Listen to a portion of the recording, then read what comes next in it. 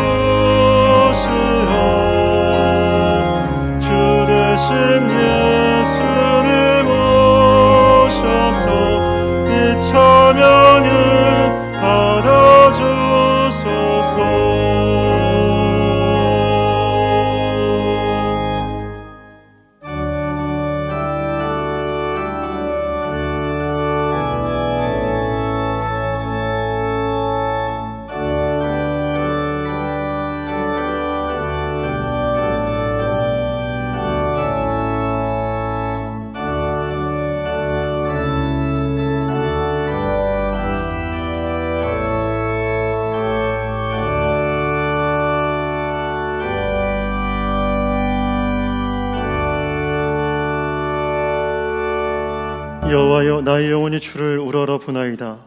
나의 하나님이여, 내가 주께 의지하여 싸우니 나를 부끄럽지 않게 하시고 나의 원수들이 나를 이겨 개가를 부르지 못하게 하소서. 아멘. 은혜가 풍성하신 아버지 하나님, 이 시간 대림절 첫째 주일을 지키며 주님 앞에 나아갑니다. 조림 예수를 대망하던 마음으로 이 시간 재림 예수를 간절히 기다리는 복된 성도들이 되게 하여 주시옵소서. 이 시간 우리 가운데 충만히 임재하여 주옵소서. 예수님의 이름으로 간절히 기도드립니다. 아멘.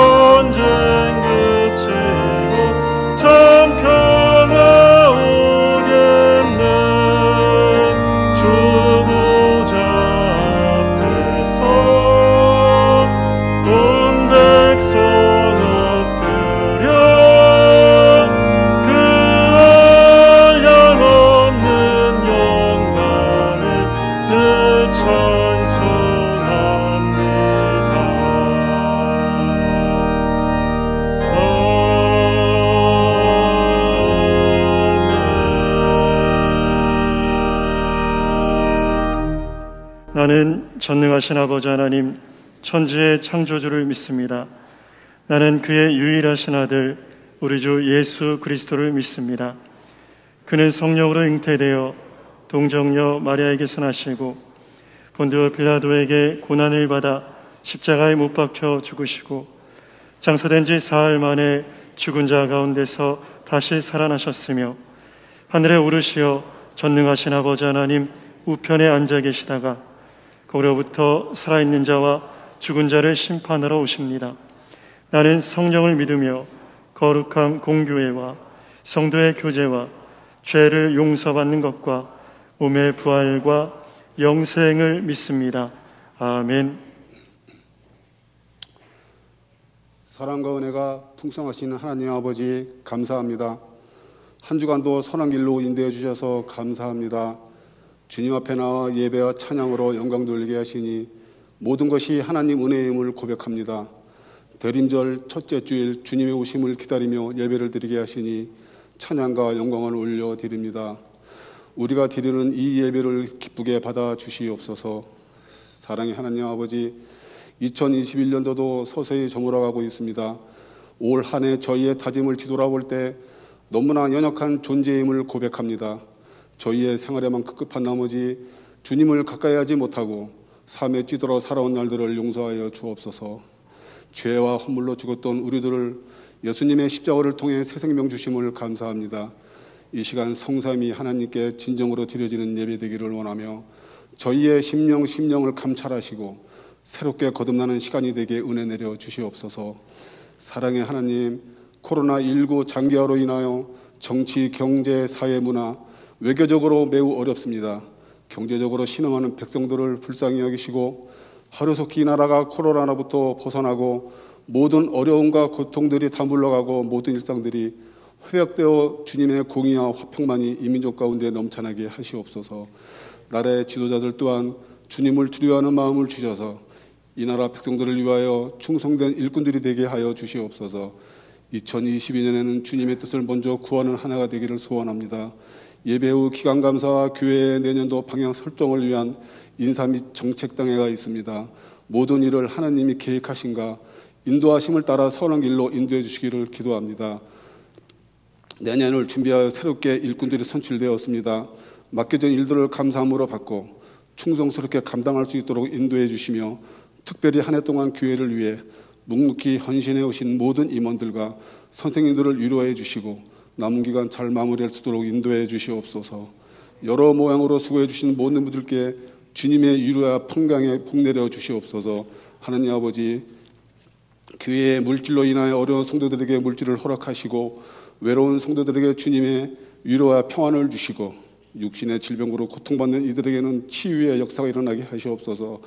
모든 성도님들의 감사가 넘쳐나게 하시고 주의 일꾼으로 쓰임받는 은혜가 있게 하시옵소서. 예배를 위하여 돕는 손길들이 있습니다. 헌신하는 손길들을 받아주시고 주님 앞에 더욱 귀하게 쓰임받는 종들이 되게 하여 주시옵소서.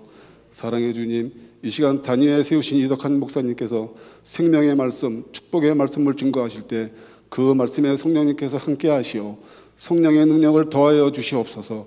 목사님의 입술을 통하여 말씀이 선포될 때 거룩하신 하나님의 말씀을 들을 수 있도록 우리의 귀를 열어듣게 하시고 말씀의 기쁨으로 순종하게 하여 주시옵소서. 부목사님, 전도사님에게도 동일한 은혜를 내려주시고 위로와 평강을 내려주시옵소서. 은혜의 찬양으로 하나님께 올려드리는 할렐루야 충천단 찬양을 기쁘게 받아주시고 듣는 이에게는 은혜의 시간 되게 하여 주시옵소서. 2021년도 한 달여 남아있습니다. 남은 시간 하루하루가 감사와 은혜가 넘치게 하옵시고 주님께 순종하는 모두가 되시기를 원하옵고 항상 저희를 넉넉함으로 채워주시는 예수 그리스도의 이름으로 기도드리옵나이다. 아멘.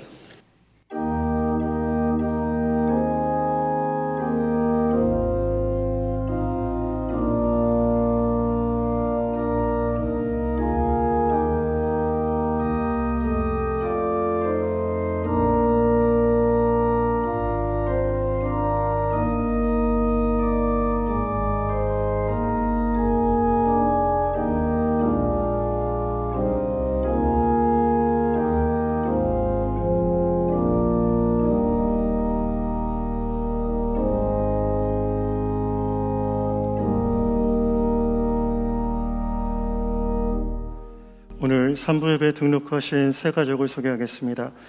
이름이 호명되면 자리에서 일어나 주시기 바랍니다. 한인숙 권사님께서 전도하신 이지수 성도님, 이명숙 성도님, 네, 박수로 환영하며 축복하겠습니다. 자리에 앉아주시기 바랍니다. 예배 후에 새가족실에서 뵙겠습니다. 오늘 예배에 우리 교회에서 파송한 이스라엘의 김정환, 소연희 선교사님께서 함께 하십니다. 잠시 일어나셔서 인사하실 때 박수로 환영해 주시겠습니다. 네, 착석해 주시기 바랍니다. 교회 소식을 말씀드리겠습니다. 오늘은 대림절 첫째 주일입니다. 주일 1, 2, 3부 예배는 대면 예배와 온라인 예배로 드립니다. 예배 안내와 교회 학교 예배 안내는 주보를 참고해 주시기 바랍니다. 모임입니다. 인사 및 정책 당회가 3부 예배 후 당회실에서 있습니다.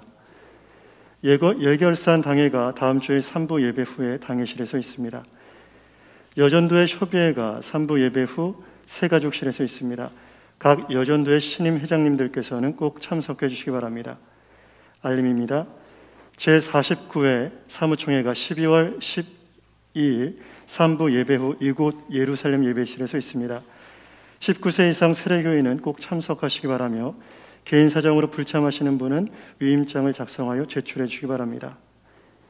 기관 강사가 2부, 3부 예배 후 4층 상담실에서 비대면으로 진행됩니다. 2022년 찬양대, 교사, 각 위원회 봉사 신청을 받고 있습니다. 헌신을 희망하는 분들은 로비에 비치된 신청서를 작성하여 제출해 주시기 바랍니다. 여전도의 협의회에서 참기름을 1층 로비에서 판매하고 있습니다. 교우 소식입니다. 305구역 김명기 집사님께서 범사에 감사하시며 아름다운 화분을 헌물하셨습니다. 322구역 박연자 명예권사님의 남편께서 23일 화요일에 소천하셨습니다. 남편의 장례를 마치시고 권사님 오늘 예배에 참석하셨습니다. 잠시 자리에서 일어나셔서 인사해 주시겠습니다. 예, 자리에 앉아주시기 바랍니다. 이 가정을 위해서 계속 기도해 주시기 바랍니다. 이 시간 찬송 104장 부르시면서 봉헌하시겠습니다.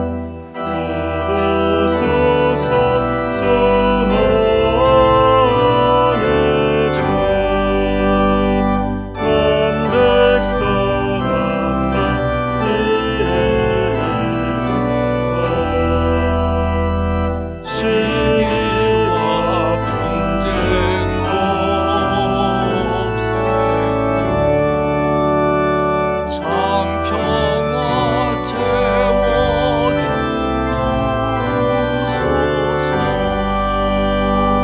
기뻐하라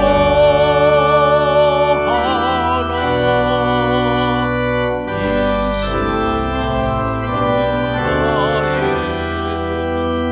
곧 오시리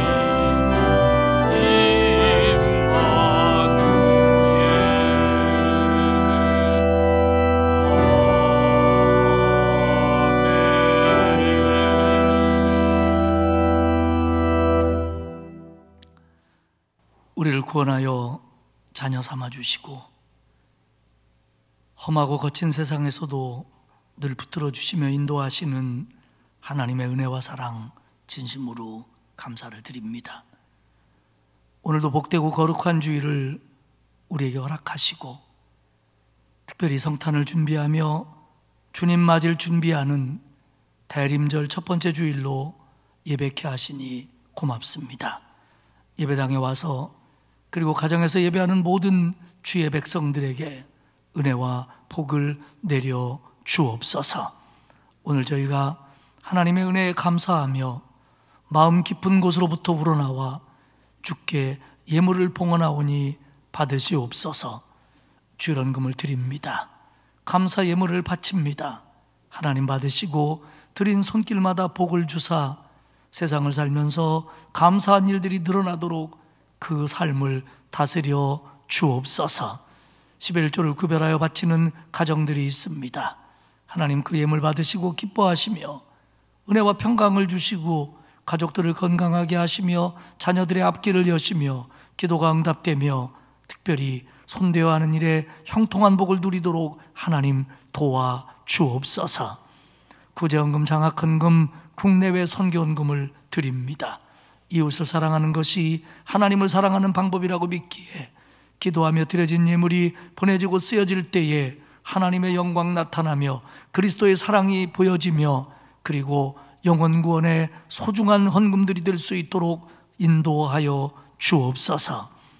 기도 제목을 담아 서원 헌금을 드리는 마음들을 헤아리사 응답하여 주옵시고 오늘 귀한 꽃꽂이 예물을 드리는 가정 위에 복을 주사 기도가 응답되며 범사에 감사가 드러나도록 축복하시며 아름다운 꽃꽂이를 하기 위해서 수고하고 강단을 장식한 주의 종들에게 은혜와 복을 내려 주옵소서.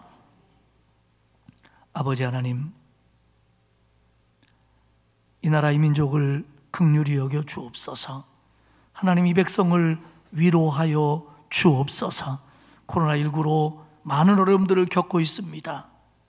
하나님, 하나님이 도와주셔야만, 하나님이 치료하셔야만 해결될 수 있는 줄 믿사오니 우리를 긍휼히 여기사 이 코로나를 물리쳐 주시고 일상을 회복하여 하나님 앞에 마음껏 예배하며 마음껏 교제하며 마음껏 헌신하며 감사하며 살 수 있도록 하나님 그런 날을 속히 허락하여 주옵소서.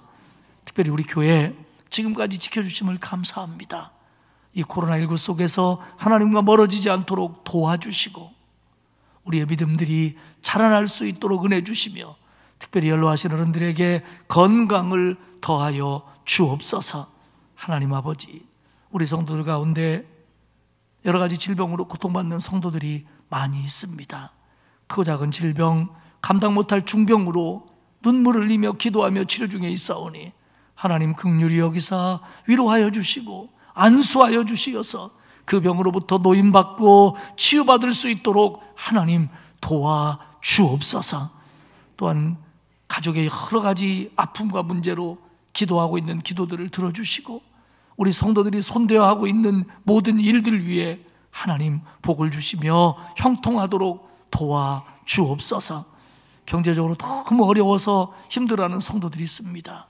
하나님 특별한 사랑으로 은혜를 베풀어 주사 이겨내게 하시고 회복될 수 있도록 하나님 책임져 주옵소서.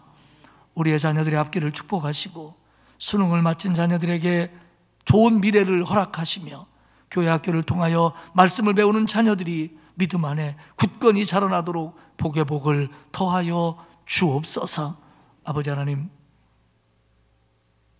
오늘 새 가족, 상을 마친 가정, 또 예배에 참석한 우리 선교사님들에게도 은혜와 복을 내려주시고, 이번 한 주간 우리 성도들 코로나로부터 하나님이 방패가 되사 지켜주시고 손대하는 일에 복을 주심으로 말미암아 한 주간 기쁨과 감사와 은혜가 충만한 그런 한 주간으로 인도하여 주옵소서. 이 예배를 통하여 우리 모두에게 하나님께서 은혜 주실 줄 믿고 예수님의 이름으로 기도드리옵나이다. 아멘.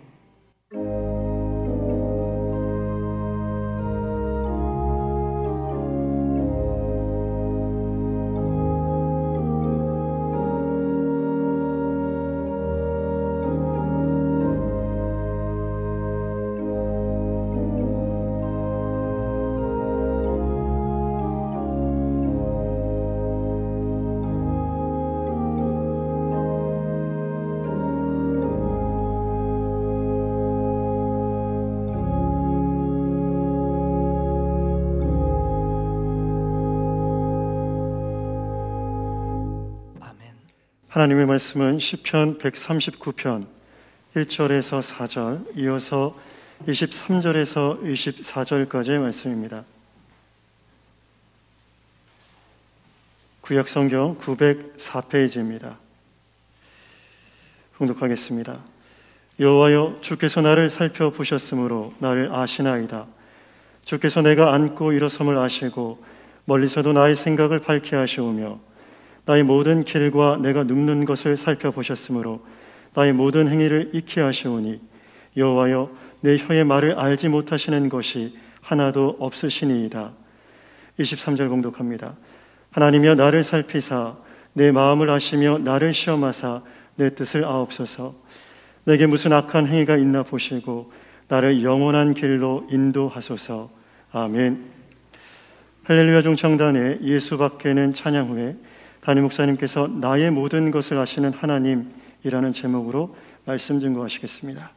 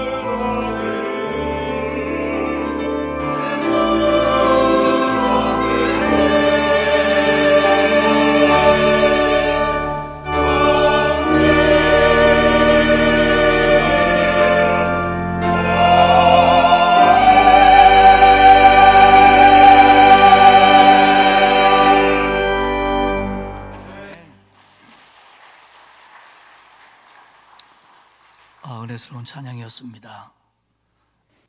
솔리스트들이 아닌 분들이 많은데 찬양을 함께 해주셔서 참 감사합니다. 오늘이 교회력으로 대림절 첫 번째 주일입니다. 대림절은 성탄을 기다리며 주님을 맞을 준비를 하는 절기입니다. 그래서 성탄절을 앞둔 네 번째 전주일부터 시작해서 성탄 전야까지 계속되는 절기가 대림절입니다. 그래서 오늘이 성탄절 전 네 번째 주일이기 때문에 오늘이 대림절이 시작되는 대림절 첫 번째 주일입니다. 대림절은 성탄을 준비하는 절기입니다.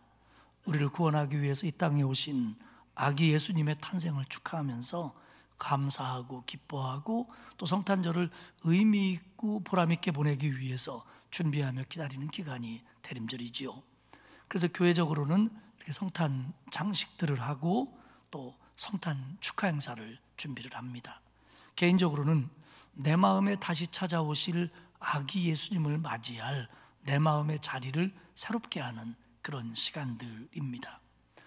올해도 작년에 이어 코로나19 속에서 성탄절을 맞기 때문에 아마 아이들을 중심으로 하는 성탄절 축하 행사는 하기가 어려울 것 같습니다만은, 그러나 아기 예수님을 내 마음에 모시는 이 준비만큼은 코로나 속에서도 우리가 잘 해야 되고 새롭게 해야 될 줄로 압니다. 또 하나 대림절의 중요한 의미는 성탄절을 기다리며 아기 예수를 맞을 준비를 하면서 그걸 통하여 다시 오실 재림하실 주님을 맞을 준비를 하는 겁니다. 회개를 통해서 우리의 심령을 깨끗하게 하고요, 그리고 기다림 속에서 순종을 더 실천하는 겁니다. 이게 다시 오실 주님, 언젠가 오실 주님을 맞을 준비를 하는 겁니다. 그리스도인은 언제나 그런 모습으로 살아야지요. 늘 회개하고 주님 맞을 준비를 하면서 살아야 되는데 우리가 믿음이 연약합니다. 그래서 그렇게 하지 못할 때가 많습니다. 또 그런 것들을 소홀히 여길 때도 많습니다. 그렇기 때문에 이 기간에 자신을 돌아보고 회개하고 새롭게 하는 계기를 마련하는 시간으로 대림절을 쓰는 겁니다. 교회력, 그러니까 교회의 절기를 중심으로 한 1년, 이 교회력의 시작은 대림절입니다. 그러니까 오늘 대림절 첫째 주일이 교회력으로 시작하는 한 해의 첫 번째 시작입니다. 그러니까 신앙생활을 하는 교회력의 시작은 주님 맞을 준비를 점검하는 걸로 시작하는 거예요.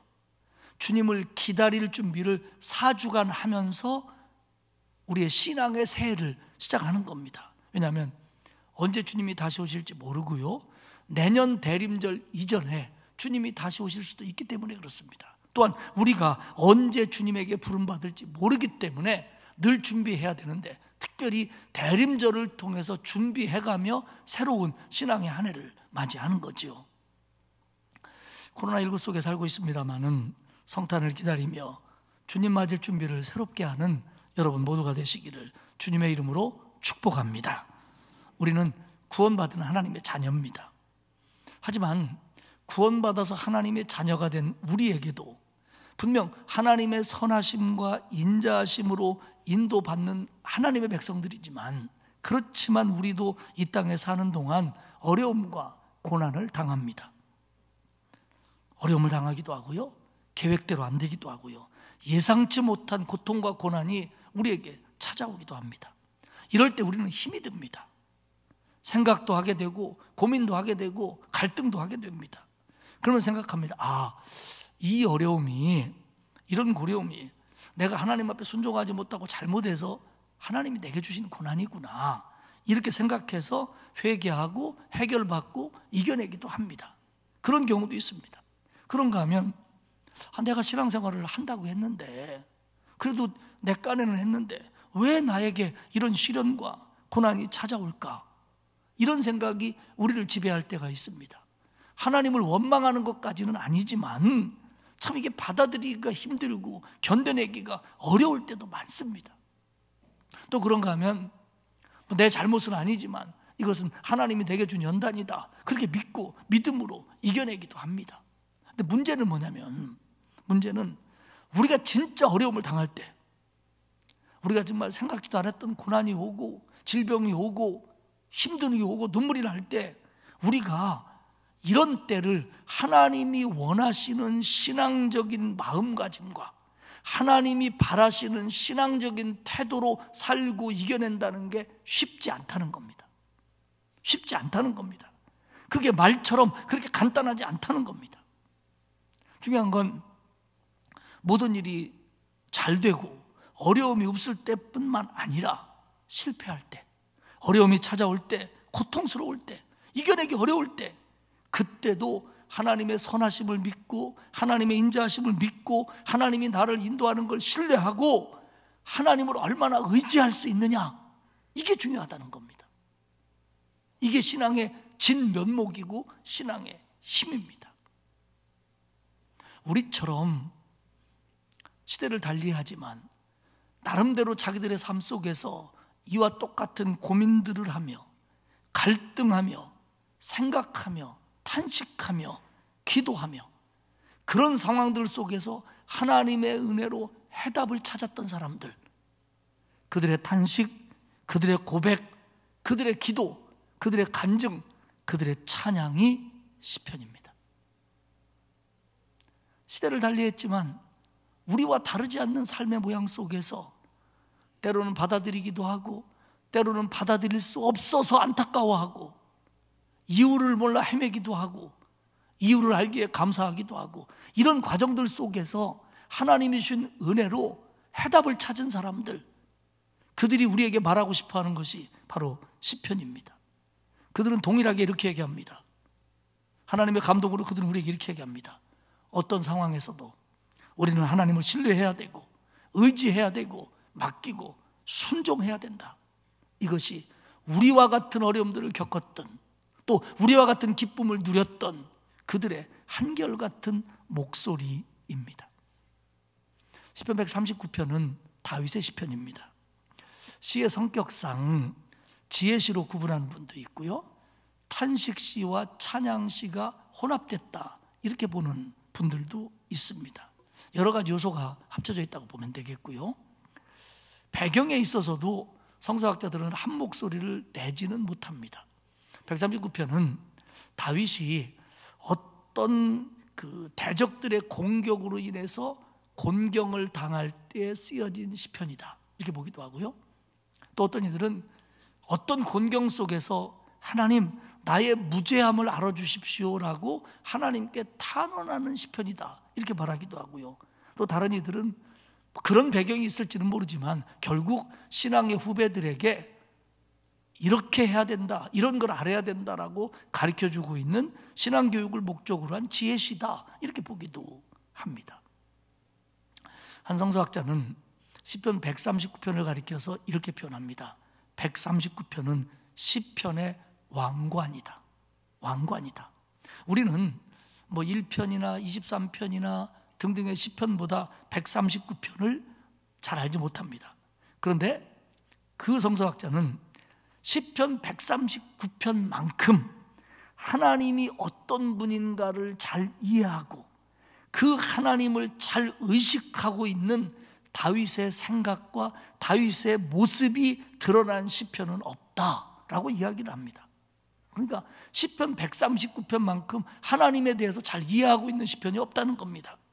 그런데요, 139편에서의 하나님 이해, 하나님 인식은 신학적인 지식이나 배움을 통해서 나타난 하나님 이해가 아니고 시편 기자 다윗의 자신의 삶의 체험, 자신의 삶 속에서 신앙, 자신의 삶 속에서의 하나님의 은혜, 이런 것들을 통해서 알게 된 하나님 이해라는 겁니다. 그러니까 하나님을 인식하는 것이 배우고 공부하고 누구에게 듣고 이런 걸 바탕으로 하나님을 이해한 게 아니고 하나님의 은혜로, 신적 계시로, 여기서 계시라는 건 야 내가 이렇다라고 말해준 것만이 아니라 하나님이 우리에게 주는 모든 감동들과 영감들을 하나님의 계시라고 볼 때 그런 하나님의 영감과 계시 속에서 알아진 하나님 인식이다라는 겁니다. 그렇다고 해서 여러분 이 말이 우리가 꼭 배우고 공부하고 지식을 얻어 하나님을 알아가는 게 잘못됐다는 말은 아닙니다.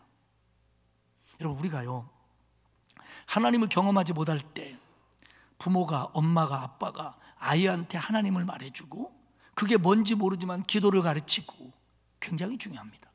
교회 학교를 통해서 설교 말씀을 통해서 하나님의 말씀을 배우고 하나님이 어떤 분이라는 걸 지식적으로 얻게 되는 거 중요합니다. 왜냐하면 그걸 바탕으로 하나님을 경험해 가는 거거든요. 내가 엄마한테 이렇게 배웠는데, 선생님한테 이렇게 배웠는데, 설교 시간에 이렇게 들었는데 내가 정말 살아보니까 하나님이 정말 그렇구나 이러면서 이런 지식과 배움을 통해서 하나님을 점점 알아가는 겁니다. 이게 중요한 겁니다. 나쁜 게 아닙니다. 잘못된 방법도 아닙니다. 근데 그게 아래에서 위로 올라가는 하나님 인식이라고 한다면, 오늘 이 139편에 다윗이 알게 된 하나님의 인식은 하나님의 은혜로부터 누가 말해준 게 아니라 하나님의 은혜를 경험하고 하나님과 함께 살아가면서 그가 깨달은 하나님 이해라는 겁니다. 그 중세에 그 서구 신학을 가장 잘 이끌은 큰 주류가 이른바 스콜라 철학입니다. 근데 이 스콜라 철학은 아까 말씀드린 것처럼 누군가가 하나님에 대해서 경험하고 하나님에 대해서 배운 사람들이 해놓은 이야기들, 그게 뭐 교리든지 교설이든지 신학이든지 이런 것들을 바탕으로, 그러니까 누군가가 하나님을 경험하고 정리해놓은 신학, 교리, 교설 이런 것들을 바탕으로 하나님이 우리에게 주신 신인식적인 도구들이 안에 있어서 그걸 이성적으로 검증해감으로 말미암아 하나님을 알아가는 방법이 가장 바람직하다라고 생각했던 사람들이 중세 스콜라 철학자들입니다. 교부 철학자들입니다. 토마스 아퀴나스라든지 굉장히 신학이 큰 맥을 이끌어간 사람들은 그렇게 생각했어요. 앞서 경험한 사람들이 경험한 얘기들을 가지고 나도 그걸 공부해서 하나님이 주신 은혜로 그것들을 체험해가는 것, 이것이 하나님을 알아가는 길이고 그게 신앙이고 하나님 인식이다, 이렇게 그들은 생각하고 그렇게 기독교 교육에 힘썼습니다. 결국 오늘에 있어서 하나님을 알아간다고 하는 건 두 가지 방법 다 합니다. 우리가 듣고 배우고 공부한 것들을 바탕으로 하나님이 주신 어떤 내 안에 있는 그 어떤 걸, 그게 뭐라고 표현해뒀지만 그걸 통해서 하나님을 경험해가는 방법도 있고요, 그런 걸 모른다고 할지라도 내가 하나님을 만나고 경험해보니까 하나님은 이런 분이구나 라는 걸 가지고 확인도 할 수 있고요. 이 두 가지 다 하나님을 알게 하는 방법입니다. 그런데 139편은 하나님이 주시는 감동, 영감, 체험에 의해서 하나님을 알게 된 것의 정리라는 겁니다. 우리가요, 하나님을 알게 되면, 그걸 하나님을 만난 거라고 표현해도 되죠. 하나님을 의식하게 되고 인식하게 되면 놀랍습니다. 하나님이 나를 이렇게 사랑하시다니, 하나님이 나를 구원하기 위해서 이런 계획이 있다더니 하나님에 대해서 놀라워집니다. 하나님에 대해서 놀라움을 가지면 두려운 마음이 생기고 그 경외감은 하나님 앞에 무릎 꿇게 만듭니다. 그래서 하나님께 예배하게 만들고 하나님을 높이게 되지요. 그리고 더 나아가 그런 마음은 헌신하게 만들고 신앙적 가치관으로 세상을 살도록 해줍니다.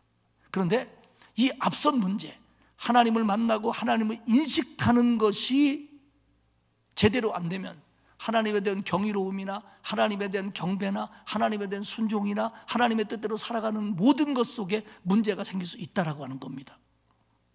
물론 우리는 하나님을 다 이해할 수 없습니다. 어떤 신학자는 그런 얘기를 했어요. 우리가 하나님을 다 이해할 수 있다면 이미 하나님이 아니다. 리처드 십스라고 하는 분은 이렇게 얘기했어요. 유한한 자가, 사람이죠, 무한한 자를, 하나님을 어떻게 이해할 수 있겠느냐. 우리는 그분을 어느 정도 감지할 수는 있겠지만 완전히 파악하지는 못할 거다, 이렇게 이야기를 했습니다. 이런 내용들을 좀 머리에 담고 오늘 139편의 본문을 좀 보도록 하겠습니다. 다윗이 알고 있는 하나님의 인식, 그래서 우리에게 말해주고 싶어하는 거, 첫째는 하나님은 전지하시다는 겁니다. 하나님은 모든 것을 알고 계시다입니다.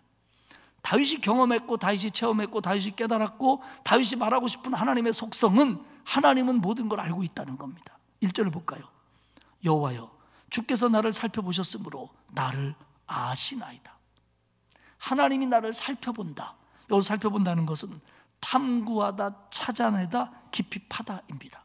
그런 의미로서 철저히 안다라는 뜻입니다. 나의 존재, 나의 생각, 나의 인격, 나의 마음을 하나님은 아신다는 겁니다.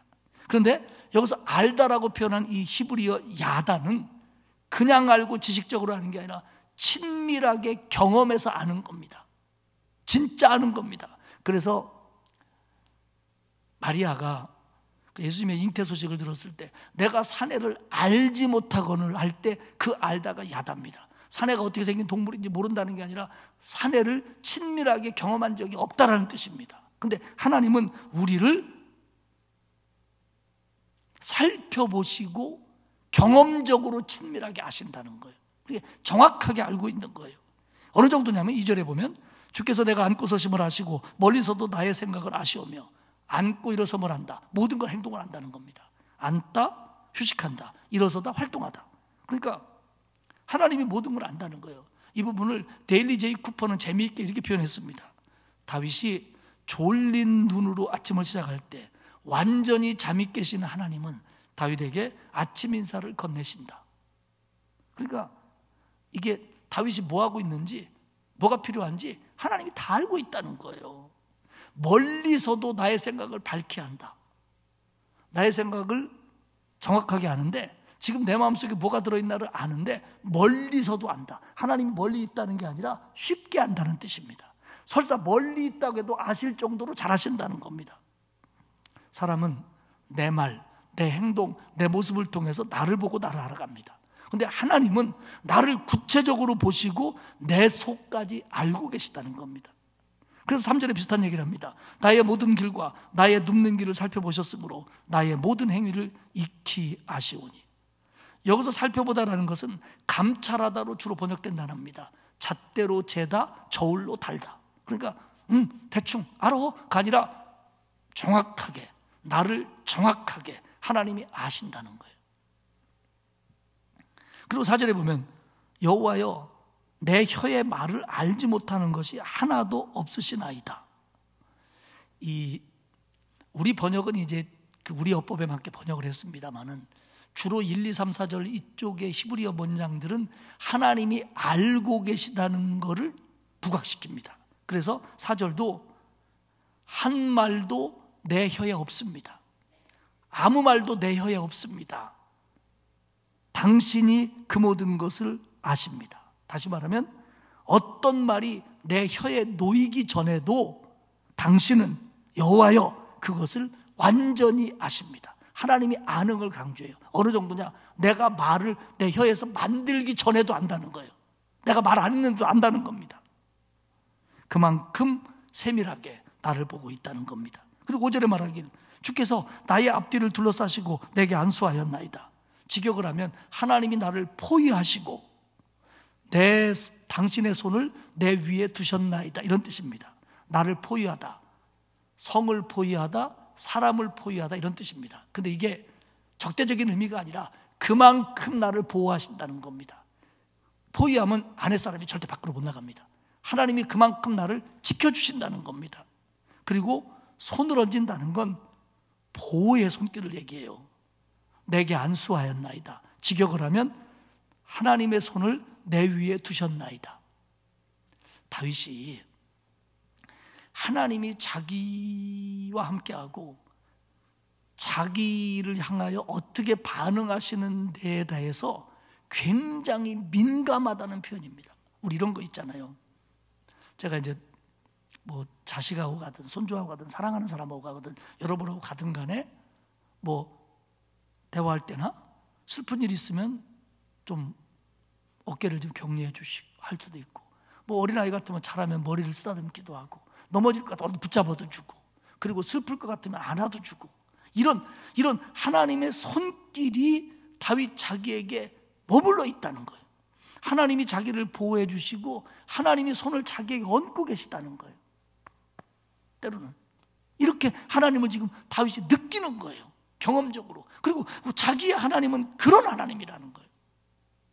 그리고요, 지금 여기까지 해서 주로 하나님의 호칭을 주라고 표현하는데 100%는 아니지만 우리가 주라고 표현한 이 단어들의 히브리어 원어의 의미는 몇 가지가 당신이라는 말입니다. 당신. 근데 저는 사실 개인적으로 하나님을 부를 때나 설교할 때나 기도할 때 당신이라는 호칭을 쓰는 것을 저는 개인적으로 좋아하지 않습니다. 왜냐하면 그게 좀 덜 경건한 것 같아요. 불경건한 건 아니지만 제 생각으로는 덜 경건한 것 같아요. 그런데 성서학자들이 뭐라고 얘기하냐면 지금 이 139편에서 다윗이 하나님을 당신이라고 부르는 건 대단히 실제적이고 대단히 친밀한 단어라는 거예요. 우리에게 당신은 두 가지 뉘앙스를 가지고 있는 것 같아요. 하나는 부부가 여보, 당신이 그랬어요? 이럴 때는 그것처럼 다정스럽고 그리고 가까운 단어가 어디 있습니까? 근데 또 어떤 경우 서로 모르는 사람이 싸울 때 당신이 먼저 그랬잖아. 그러면 아니 이 사람이 어디다 대고 당신이야? 이럴 때 당신은 결코 가깝지 않습니다. 기분 나쁜 호칭입니다. 그런데 이 139편의 경우는 전자입니다. 그래서 뭐라고 얘기하냐면 이거는 정말 의미심장하고 실제적인 호칭이다. 하나님을 그렇게 가깝게 부른다는 거예요, 다윗이. 그래서 6절에 말하기를 이 지식이 내게 너무 기이하니 놀라서 내가 능히 미치지 못하리다. 이런 하나님의 전지하심, 모든 걸 알고 계신 것을 경험한 다윗의 반응은 뭐냐면 하나님 내가 너무 이게 많아서 다 할 수 없습니다. 근데 하나님이 전지하시다는 것 때문에 나는 하나님 앞에 겸손할 수밖에 없습니다. 이런 표현입니다. 두 번째 다윗이 말하고 있는 하나님의 인식은 뭐냐면 하나님은 무소부재하다는 겁니다. 하나님은 어디 계시다. 하나님의 편재성입니다. 하나님이 모든 걸 알고 계시고 하나님이 어디나 계시다고 하는 것은 때로는 우리를 두렵게 만듭니다. 하지만 한편으로는 더 크게 안심시켜 줍니다. 다 알고 계시고 어디나 계시니까, 내 곁에 계시니까 나를 어떤 상황에서도 즉각적으로 도울 수 있다는 겁니다. 7절에 보면 내가 주의 영을 떠나 어디로 가며 주의 앞에서 어디로 피하리까? 하나님, 내가 주의 앞에서 어디로 피하리까? 직역을 하면 주의 얼굴로부터입니다. 의역을 하면 주의 임재로부터입니다. 하나님, 내가 주님의 임재 앞에 어디로 갑니까? 8절에 보면 하늘로 올라가도 거기 계시고 수월로 내려가도 하늘로 가도 하나님이 계시고 음부로 내려가도 거기 계시고 9절에 보면 내가 새벽 날개를 치며 바닷끝으로 갈지라도 하나님이 계시다. 새벽 날개를 치며 동쪽으로 갈지라도 바닷끝이라고 생각하는 지중해 서쪽으로 갈지라도 하나님이 계시다. 즉 동서남북 어디로 가도 아니 살든지 죽든지 하나님은 내 곁에 계십니다. 그리고 나를 인도하십니다. 여기서 인도하다는 이스라엘 백성을 구름 기둥과 불 기둥으로 광야를 인도할 때 쓰셨던 단어입니다. 하나님 나를 그렇게 인도한다는 겁니다. 그러면서 주의 오른손이 10절에 보면 나를 붙듭니다. 친밀하고 강력한 하나님의 손이 멀리 있는 게 아니라 어디나 계시며 내 곁에 계셔서 나를 붙들어 주십니다. 11절과 12절에 보면 그래서 흑암이 나를 덮어도 그 흑암이 주님과 나 사이에 담이 되지 못하고 주님을 내게서 감춰주지 못합니다. 우리 생각은요, 내가 좀 잘못하고 불순종할 때, 죄질 때는 하나님이 좀 못 봤으면 좋겠어요. 몰랐으면 좋겠어요. 그리고 그럴 때는 좀 멀리 계시면 좀 땡큐일 것 같아요. 그러나 내가 힘들고 어려울 때, 보호가 필요할 때, 도움이 필요할 때는 가까이 계셔가고 제깍 도와주시고 봐주셨으면 좋겠어요. 나만 그래요? 여러분들은 나는 아닌데 이런 표정이에요. 근데 하나님은 중요한 게 어떤 경우에도 다 보고 계시고 다 알고 계시고 우리 곁에 계시다는 건 이건요 감사한 일입니다. 감사한 일입니다. 하나님이 내 곁에 계시다는 건 감사한 일입니다. 세 번째 다윗이 말하고 있는 건 뭐냐면 하나님은 전능하시다는 거예요. 능력이 있으시다는 거예요. 근데 여기서 다윗은 하나님의 능력을 뭐 천지를 창조하시고 이런 것보다는 자기와의 관계 속에서 설명을 합니다. 13절에 보면 주께서 내 내장을 지으시며 나의 모태에서 나를 만드셨나이다. 하나님이 얼마나 능력 있는 분인지 나를 만들었다는 거예요. 지으셨다는 건 창조했다는 뜻이고 모태에서 나를 만드셨다는 건 내가 하나님으로부터 지음을 받았다는 뜻인데 여기서 만드셨다는 이 단어의 원뜻은 직조하답니다. 짜다. 뜨개질하답니다. 그러니까 하나님이 하나님의 능력으로 나를 섬세하게 실을 뽑아 천을 짜가듯이, 직조하듯이, 그래서 옷을 만들듯이 하나님이 나를 모태에서 만들어주신 능력이 하나님이라는 겁니다. 그리고 14절에 보면 내가 주께 감사하오면 나를 지으셨음이 기묘하십니다. 기묘하다는 건 보통과 다르게 특별하다는 거예요. 그러니까 이렇게 번역할 수 있어요. 내가 하나님께 감사하는 것은 내가 두려운 방식으로 그리고 놀랍게 만들어졌기 때문이다. 혹은 내가 감사하는 것은 내가 너무나도 놀라운 하나님의 피조물이기 때문이다. 하나님의 놀라운 능력으로 만들어진 피조물이기 때문에 자기는 놀라고 있다는 거예요, 하나님에게. 16절에 보면 내 형질이 이루어지기 전에 주의 눈이 보셨으며 나를 위하여 정한 날이 하루도 되기 전에 주의 책에 다 기록되었나이다. 상징적 표현이지만 하나님의 계획이 얼마나 세심한지, 얼마나 오묘한지 내가 태아일 때부터 만드셨고 보고 계셨고 나를 위해서 모든 것들을 주권적으로 행사하고 계시다. 그렇게 할 수 있는 능력이 있는 분이다. 그렇게 하고 계시다. 이게 다윗이 경험한 하나님이에요. 하나님이 자기의 삶을 자기를 태어나게 하시고 만드시고 그리고 이끌어 가신다는 거예요. 하나님의 능력으로. 그러면서 17절에 이렇게 그가 얘기합니다. 하나님, 주의 생각이 내게 어찌 그리 보배로우신지요. 그 수가 어찌 그리 많은지요. 여기서 보배롭다고 하는 이 단어는 두 가지 의미를 가리키고 있어요. 하나는 귀하다, 하나는 어렵답니다. 서로 의미가 없을 것 같은 단어가 한 단어 속에 녹아져 있는 단어가 보배롭다라고 번역된 단어예요. 무슨 얘기냐면 하나님이 나를 향하신 계획들이 정말 보배로운데 내가 그걸 다 알기에는 어렵습니다. 이런 뜻이에요. 근데 여러분 한번 생각해 봅시다. 우리가 다윗처럼 하나님이 나를 향한 계획과 생각을 보배롭다고 믿는다면, 하나님이 나를 창조하시고 나를 이끌어 가시고 하나님 나라까지 인도하시는 이 계획이 내게 축복이고 보배롭고 아름답다는 걸 믿는다면, 지금 이 과정 속에서 내가 다 이해하지 못하면 어떻습니까? 하나님이 나를 책임져 주시고 나를 이끌어 가시고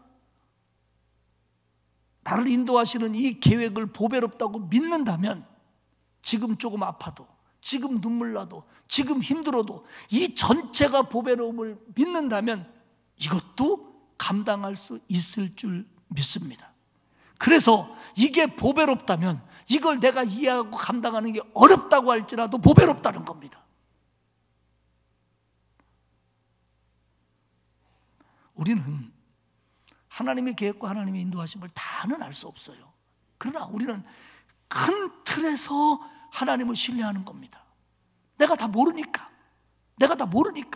그렇기 때문에 이 큰 틀에서 하나님을 신뢰하기 때문에 작은 것들이 내 생각대로 안 될 때가 있을지라도, 다를 수 있을지라도, 조금 힘들지라도 이 큰 틀을 신뢰하기 때문에 하나님께 맡기고 가는 겁니다. 할렐루야. 그러면서 18절에 얘기합니다. 내가 세려고 할지라도 그 수가 모래보다 많도소이다. 내가 깰 때에도 여전히 주와 함께 있나이다. 두 가지로 해석할 수 있습니다. 내가 잠들었는데 깰 때에도 하나님이 나와 함께 하십니다. 그 뭐냐면 하나님이 나와 동행하시고 또 내가 하나님 생각을 합니다. 그런 뜻이고요. 또 하나는 내가 세상을 떠나 하나님 앞에서 깰 때에도 하나님은 나와 함께 하십니다. 내가 죽어도 살아도 하나님이 나와 함께 하십니다. 나의 삶은 살고 죽는 거 다 하나님의 보배로운 계획 중에 일부입니다. 이게 다윗이 고백하고 깨달은 겁니다. 그래서 마지막 부분은 짧게 하나님 앞에 자기를 살펴달라고 기도합니다. 그런데요, 분위기가 확 바뀌어요.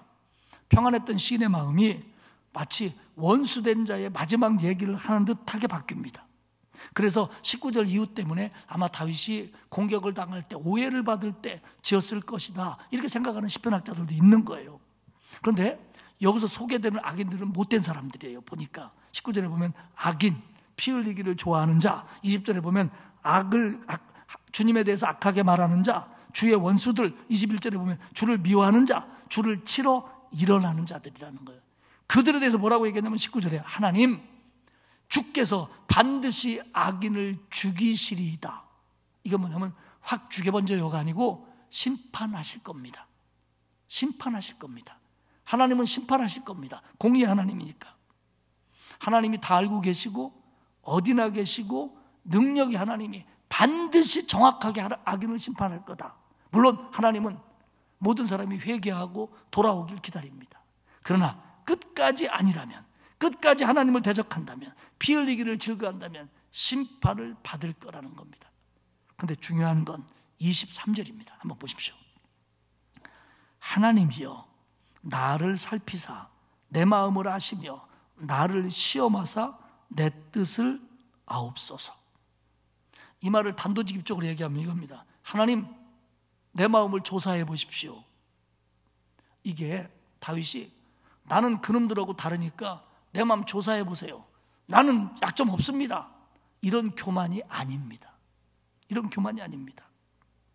정말 하나님이 내 마음을 살펴보사 내가 잘못 알고 있는 거, 내가 모르고 있는 거, 잘못된 거 있다면 하나님 알게 해주십시오. 그리고 회개하게 해주시고 고쳐주십시오. 이런 뜻이에요.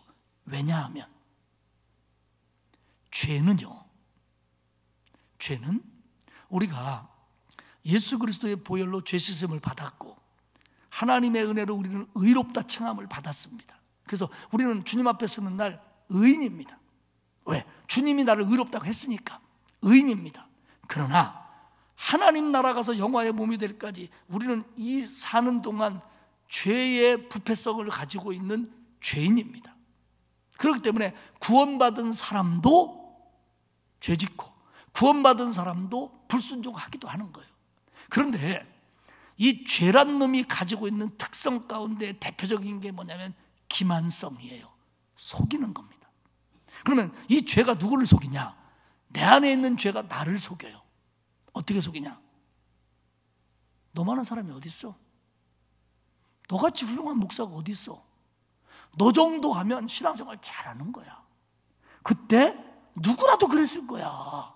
너만 그러는 거 아니야. 이러면서 죄가 나를 속이는 거예요. 그래가지고 나는 내 안에 있는 죄 때문에 나에 대해서 후회져요. 그리고 나에 대해서 오판을 해요. 그리고 나에 대해서 늘 별것 아닌 것처럼 생각해요. 잘못을 해도. 다윗이 그걸 깨달은 거예요. 그러니 하나님 내 생각에 맡기지 마옵시고 하나님이 보십시오. 알고 계시고 나를 너무나 잘 아시는 하나님이, 내 곁에 계시는 하나님이, 능력의 하나님이 나를 보십시오. 그래서 24절에 내게 무슨 악한 행위가 있나 보시고 나를 영원한 길로 인도하소서. 내가 이 정도면 나 됐다. 하나님의 보배로운 생각이 나하고 함께하니까 나 영원한 길 가는데 장애물 없어. 이 정도면 됐지? 라고 생각하지 않게 내게 악한 것이 있다면 하나님이 알게 하시고 고쳐주시고 다듬으셔서 하나님의 영원한 길로, 나를 너무 잘 아는 하나님이 나를 영원한 길로 이끌어가 주십시오.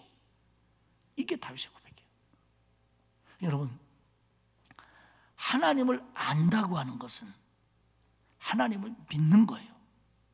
하나님을 알면 알수록 하나님을 믿을 만한 거예요. 그 사랑, 그 은혜, 그 인도하심, 그 능력을 알면 알수록 하나님은 믿어도 되는 분이 되는 거예요.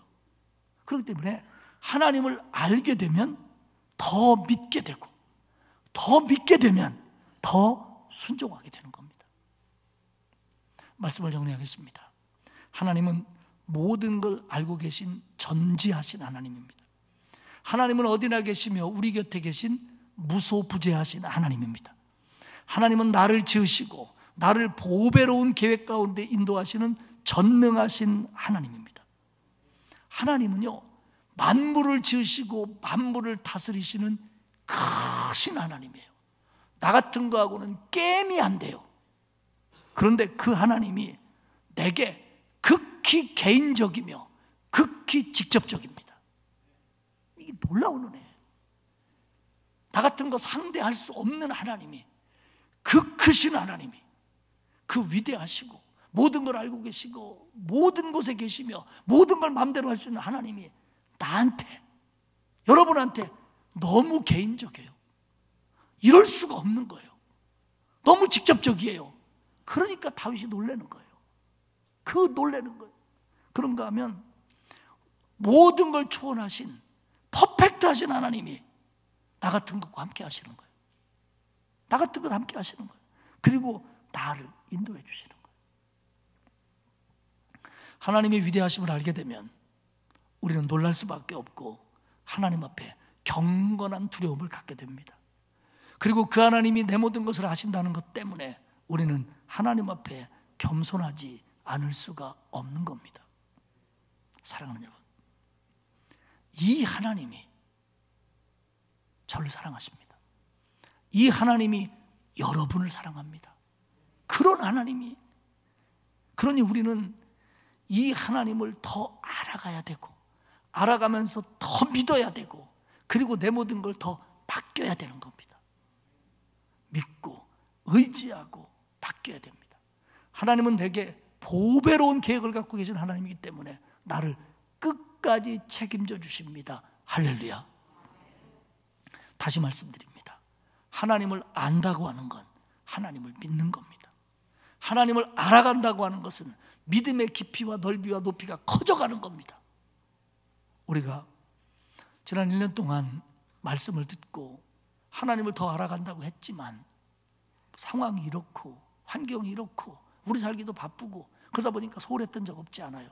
그래서 우리는 대림절을 맞이하며 지금 주님이 오신다면 내 신앙의 깊이는 어떤 것일까?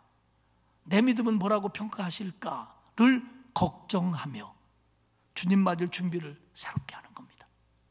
그래서 우리의 믿음을 새롭게 하고 하나님을 더 의지하고 하나님께 더 맡기고 하나님의 인도하심을 감사하며 하나님의 그 선하신 뜻에 더 순종하는 것을 다짐하며 내 마음에 자리를 마련하고 주님을 기다리는 겁니다. 그래서 성탄을 통해 확인하고 언젠가 우리 앞에 다시 오실, 그리고 언젠가 나를 부르실 하나님 앞에 서는 날, 그래도 주님 내가 부족하지만 주님을 기다리며 살아왔습니다 라고 말할 수 있는 준비들을 이 대림절에 다시 새롭게 시작하는 겁니다. 사랑하는 여러분, 하나님은 믿을 만한 하나님입니다. 믿어도 되는 하나님입니다. 아니, 믿어야 하는 하나님입니다. 그 하나님께 맡기고 의지하고 그 하나님께 더 순종하며 우리의 삶을 승리롭게 하나님과 함께 갈 수 있는 우리 모두가 될 수 있기를 주님의 이름으로 축복합니다. 하나님 고맙습니다. 나를 알고 계시고 내 곁에 계시고 하나님의 능력으로 나를 지키며 인도해 주시니 감사합니다. 우리 모든 성도들이 하나님을 더 많이 알아가게 하시고 그 하나님 이해와 하나님 인식과 하나님 알을 통하여 믿음이 깊어지고 넓어지고 높아질 수 있도록 하나님 은혜를 베풀어 주옵소서.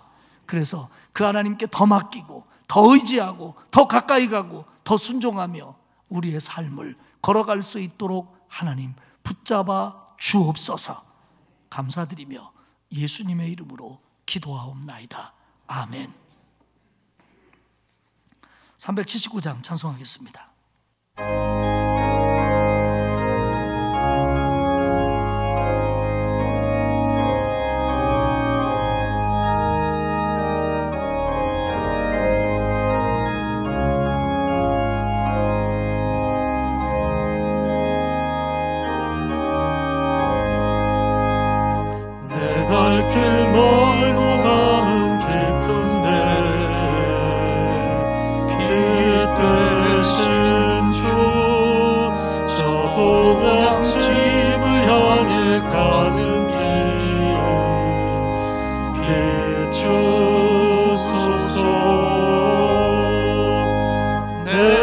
가는 길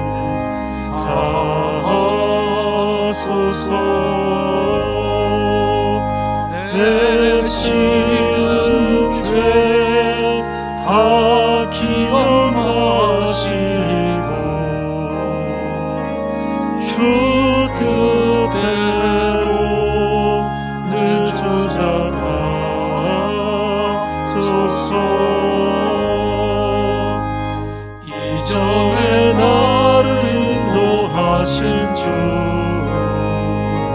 장래에도 내 앞에 험산 주여 만날 때에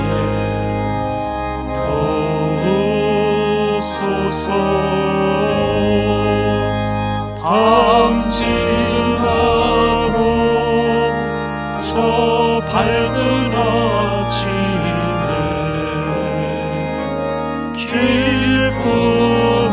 기쁨으로 내 주를 만나리.